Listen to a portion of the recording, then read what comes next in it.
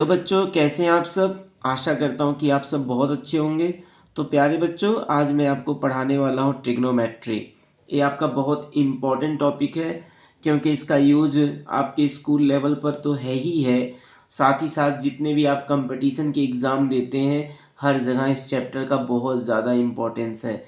तो प्यारे बच्चों, आज की क्लास हम स्टार्ट करते हैं और जानेंगे ट्रिग्नोमेट्री क्या होती है, एक किस कॉन्टेक्स्ट में यूज होती है, इसका मतलब क्या होता है, इसका कॉन्सेप्ट क्या होता है। तो प्यारे बच्चों, ट्रिग्नोमेट्री को हिंदी में कहते हैं त्रिकोणमिति। और यहाँ पर हम पढ़ते हैं ट्रिग्नोमेट्रिक रेशोस के बारे में। यहाँ हम पढ़ते हैं त्रिकोणमिति अनुपात के बारे में। और वह अनुपात किसके लिए होता है, तो प्यारे बच्चों इसके लिए हमें समझना होगा राइट एंगल ट्राइंगल को। तो बच्चों इस चैप्टर में हमें पढ़ना होता है राइट एंगल ट्राइंगल के बारे में, जिसे कहा जाता है समकोण त्रिभुज। यहाँ ए, यहाँ बी, यहाँ सी। तो बच्चों इसे हम कहते हैं राइट एंगल ट्राइंगल। यहाँ 90 डिग्री होता है, आप सबको पता है। अब राइट एंगल ट्राइंगल के बारे में बच्चों जब हम बात करते हैं तो यहाँ पर 3 साइड होती हैं, तीनों साइड का अपना नाम होता है। तो सबसे पहले अगर हम बात करेंगे 90 डिग्री के सामने वाली साइड के बारे में, तो इसे हम हाइपोटेन्यूज कहते हैं। हाइपोटेन्यूज हिंदी में बच्चों आप इसे कहते हैं कर्ण। और नीचे वाली साइड जो होती है इसे आप बेस भी कहते हैं, या इसे आप परपेंडिकुलर भी कहते हैं। बहुत बच्चे नीचे वाली साइड को केवल बेस जैसा ही समझते हैं, ऐसा बिल्कुल नहीं होता बच्चों। इसे हम बेस के साथ साथ परपेंडिकुलर भी कहते हैं। अगर आपने इसे बेस बोला तो परपेंडिकुलर हमारा ऊपर हो जाएगा, और अगर आपने नीचे वाले को परपेंडिकुलर बोला तो बेस ऊपर हो जाएगा। क्लियर। बेस को हिंदी में आधार कहते हैं और परपेंडिकुलर को हिंदी में बेटा लंब कहते हैं।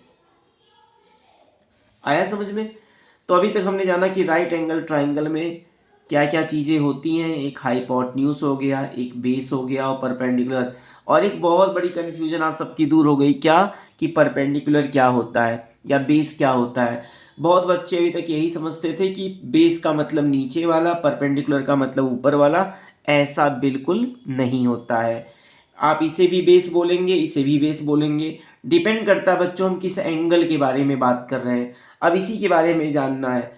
तो बच्चों जब हम बात करते हैं बेस परपेंडिकुलर के बारे में, तो इसको हम कैसे डिफाइन करते हैं। तो एंगल के सामने क्या होता है, एंगल के सामने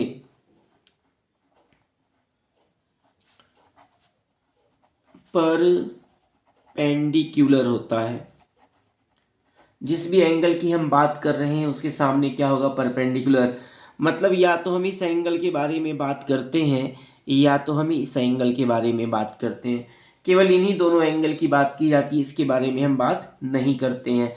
तो अगर हम एंगल ए के लिए बात करें, लिखा मान लीजिए बच्चों फॉर एंगल ए।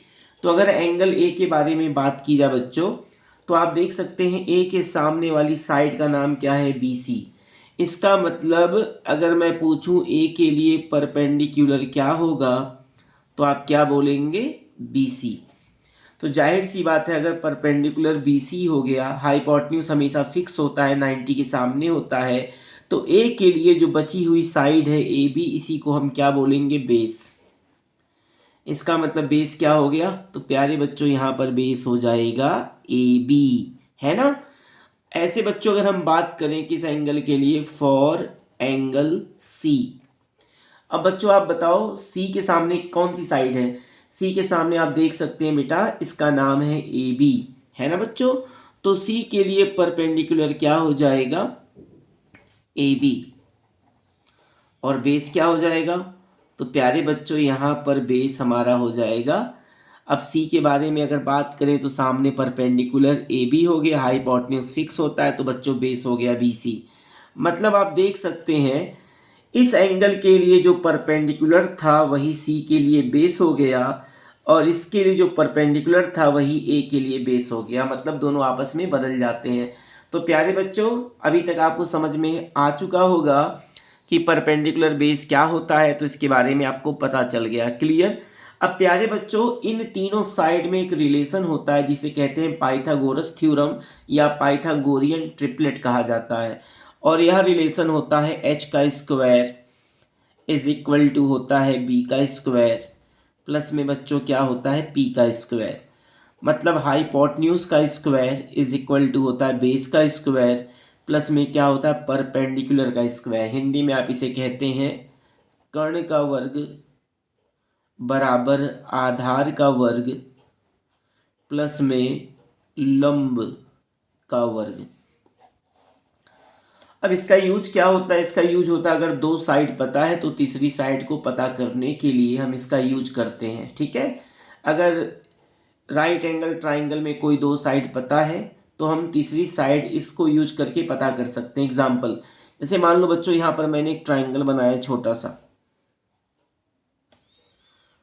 और इस ट्राइंगल में यहाँ लिखा मैंने ए, यहाँ बी और यहाँ सी। क्लियर? अब बी के सामने, बी को मतलब बी का मतलब 90 डिग्री हो गया। बी के सामने वाली साइड बच्चों मान लो दे रखा है 10 सेंटीमीटर और नीचे वाली साइड बच्चों दे रखा है 8 सेंटीमीटर।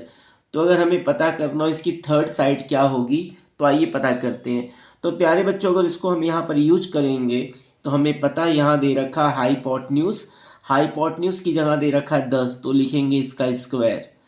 और फिलहाल हम नीचे वाले को बेस मानते हुए इसे लिखेंगे 8 का स्क्वायर। और यहाँ हमें परपेंडिकुलर पता नहीं है तो 10 का स्क्वायर 100 होता है, 8 का स्क्वायर 64 होता है और प्लस में हो गया p का स्क्वायर। तो 64 आप 100 से माइनस कर देंगे तो बच्चों यहाँ पर p स्क्वायर की वैल्यू आ गई 36। 36 आपको पता है 6 का स्क्वायर होता है तो परपेंडिकुलर की वैल्यू आ गई 6। मतलब इस माध्यम से आप क्या कर सकते हैं, जो थर्ड साइड थी आपने उसकी वैल्यू पता कर ली। तो प्यारे बच्चों, फिलहाल मैंने अभी तक आपको बता दिया कि राइट एंगल ट्राइंगल में क्या क्या चीज़ें होती हैं। ट्रिग्नोमेट्री पूरा का पूरा राइट एंगल ट्राइंगल के ऊपर बेस्ड होता है और हम या तो इस एंगल के लिए बात करते हैं या इस एंगल के लिए बात करते हैं। इसका परपेंडिकुलर यहाँ होगा, इसका परपेंडिकुलर यहाँ होगा। तो प्यारे बच्चों, आई होप आप इन सब बातों को समझ चुके होंगे। अब आगे हम बढ़ते हैं और जानने की कोशिश करेंगे ट्रिग्नोमेट्रिक रेशोज क्या होते हैं।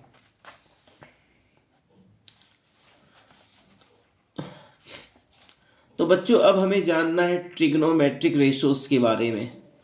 ट्रिगोनोमेट्रिक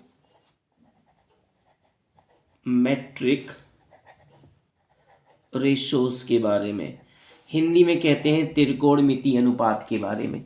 क्लियर बच्चों? तो प्यारे बच्चों, कुल 6 ट्रिग्नोमेट्रिक रेशोज होते हैं। पहला होता है जिसका नाम होता है साइन थीटा, दूसरे वाले का नाम बच्चों क्या होता है कॉस थीटा, तीसरे वाले का नाम होता है टेन थीटा, चौथे का नाम होता है कॉट थीटा, अगला होता है पांचवा इसे कहते हैं सेक थीटा और लास्ट वाले को कहते हैं कॉसेक थीटा। तो प्यारे बच्चों, अगला क्वेश्चन हमारे दिमाग में आना चाहिए, इनका नाम ट्रिग्नोमेट्रिक रेशोज क्यों होता है?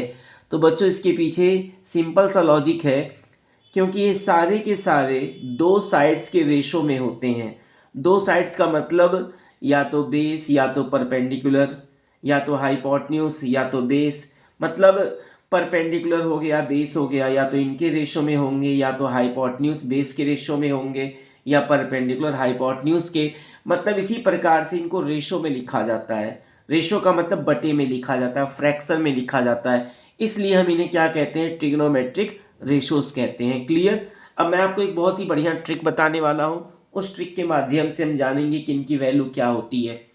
बेटा, उससे पहले मैं आपको एक बात और बताना चाहता हूँ। यहाँ थीटा जो दे रखा है, थीटा यहाँ जो ऐसे बना हुआ है इसे थीटा कहा जाता है। इसे हम पढ़ते हैं थीटा, एक ग्रीक लेटर होता है। इसको यहाँ पर किस सेंस में यूज किया जाता है? तो प्यारे बच्चों, यहाँ थीटा एंगल के लिए यूज होता है। क्लियर? यहाँ थीटा का मतलब क्या होता है? एंगल। मतलब साइन के बाद थीटा लिखा है मतलब एंगल लिखा है, कॉस के बाद थीटा है मतलब एंगल लिखा हुआ है, ऐसे टेन के बाद थीटा मतलब एंगल। तो यहाँ इन सब के बाद थीटा और प्यारे बच्चों जो थीटा है एंगल के लिए यूज होता है, लेकिन इसके जगह हम ए का भी यूज करते हैं, बी का भी यूज करते हैं, सी का भी यूज करते हैं, या कुछ भी हम यूज कर सकते हैं, डिपेंड करता है ट्राइंगल के ऊपर, है ना। एक जनरल सेंस में हम थीटा का यूज करते हैं, लेकिन वैसे हम ए का, बी का, सी का, फाई, एक लेटर फाई होता है, इसका भी यूज करते हैं। इस लेटर का नाम फाई है।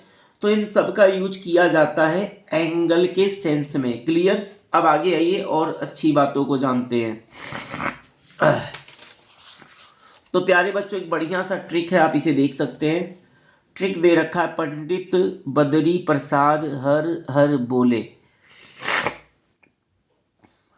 तो बच्चों यहाँ ट्रिक क्या दे रखा है, पंडित बद्री प्रसाद हर हर बोले। तो इस ट्रिक का क्या यूज है, तो आपने देखा यहाँ पहला लेटर दे रखा है P और इसका पहला लेटर है H, दोनों को मैंने ले लिया तो क्या हो गया P अपॉन में H। तो साइन थीटा की वैल्यू होती है P अपॉन में H। ऐसे यहाँ पर मैंने पहला लेटर B लिया, अगला लेटर यहाँ पर स्टार्टिंग का लेटर H हो गया। तो कॉस थीटा की वैल्यू बेटा यहाँ से याद कर लेना आप, क्या होती है B अपॉन में H। ऐसे अगर हम बात करें टेन थीटा के बारे में, तो यहाँ पहला लेटर दे रखा है P और यहाँ दे रखा है B, तो P अपॉन में B। तो टेन थीटा की वैल्यू होती है P अपॉन में B, मतलब परपेंडिकुलर अपॉन में बेस, बेस अपॉन में हाइपोटेन्यूज, परपेंडिकुलर अपॉन में हाइपोटेन्यूज। और बेटा आगे आपको मैं बताना चाहूँगा कि साइन का जो उल्टा होता है, या जिसे रेसिप्रोकल कहते हैं, कॉसेक थीटा होता है, इसकी वैल्यू क्या होती है, तो इसका उल्टा हो जाएगा H अपॉन में P। ऐसे अगर हम बात करें कॉस का उल्टा क्या होता है, सेक थीटा। तो कॉस का उल्टा अगर सेक थीटा होता है तो सेक थीटा की वैल्यू क्या हो जाएगी, H अपॉन में B। ऐसे बच्चों अगर हम बात करें टेन का उल्टा क्या होता है, कॉट थीटा, इसकी वैल्यू हो जाएगी तो B अपॉन में P हो जाएगी। क्लियर। तो आपने क्या देखा है, जितनी भी चीज़ें दे रखी हैं सारी की सारी दो साइड्स के रेशो में है, इसलिए हम इन्हें कहते हैं ट्रिग्नोमेट्रिक रेशोज। आई होप आप इस बात को समझ पा रहे होंगे। तो प्यारे बच्चों यहाँ से क्या समझ आया, यहाँ से समझ आया कि साइन थीटा की वैल्यू होती है P अपॉन में H। कॉस थीटा की वैल्यू क्या होती है, तो B अपॉन में H। टेन थीटा की वैल्यू क्या होती है, तो P अपॉन में B। और ऐसे अगर इनके रेसिप्रोकल की बात की जाए तो साइन का रेसिप्रोकल या उल्टा होता है कॉसेक थीटा, इसकी वैल्यू हो जाएगी H अपॉन में P। कॉस का रेसिप्रोकल आपको पता है सेक होता है, तो H अपॉन में B। और टेन का रेसिप्रोकल बच्चों क्या होता है, कॉट थीटा, तो इसकी वैल्यू हो गई B अपॉन में P। क्लियर। तो यहाँ तक मैंने आपको बता दिया, आगे कुछ और बातें। प्यारे बच्चों हम लिख सकते हैं साइन थीटा को 1 अपॉन में कॉसेक थीटा, क्योंकि दोनों एक दूसरे के रेसिप्रोकल होते हैं। या बेटा यहाँ लिख सकते हैं कॉसेक थीटा की जगह 1 अपॉन में साइन थीटा, मतलब दोनों का मतलब एक ही है।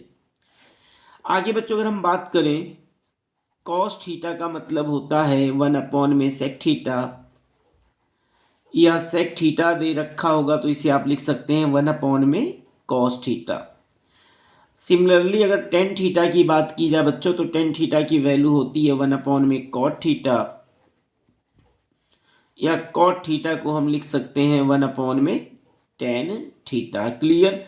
ऐसे बच्चों टेन थीटा की एक वैल्यू और भी होती है, टेन थीटा की वैल्यू होती है साइन थीटा अपॉन में कॉस थीटा। और टेन का रेसिप्रोकल आपको पता है कॉट थीटा होता है, तो इसकी वैल्यू हो जाएगी कॉस थीटा अपॉन में साइन थीटा। तो प्यारे बच्चों यहाँ मैंने आपको ट्रिग्नोमेट्री का बेसिक कॉन्सेप्ट बताया, और अगली वीडियो में मैं इसके बेसिस पर कुछ क्वेश्चंस आपको बताऊंगा। फिलहाल ये पार्ट फर्स्ट है। पार्ट फर्स्ट में आपने जाना कि बेस, हाइपोटेन्यूज, परपेंडिकुलर क्या होता है। इसके अलावा साइन, कॉस, इन्हें हम ट्रिग्नोमेट्रिक रेशो क्यों कहते हैं, क्योंकि ये सारे के सारे क्या होते हैं, दो साइड्स के रेशो के फॉर्म में लिखे जाते हैं। और यहाँ आपको मैंने एक बहुत ही बढ़िया ट्रिक बताया, पंडित बद्री प्रसाद हर हर बोले के नाम से। इसके माध्यम से आप साइन, कॉस, टेन, कॉसेक, सेक और कॉट की वैल्यू पता कर सकते हैं। बाकी साइन का रेसिप्रोकल कॉसेक होता है ना।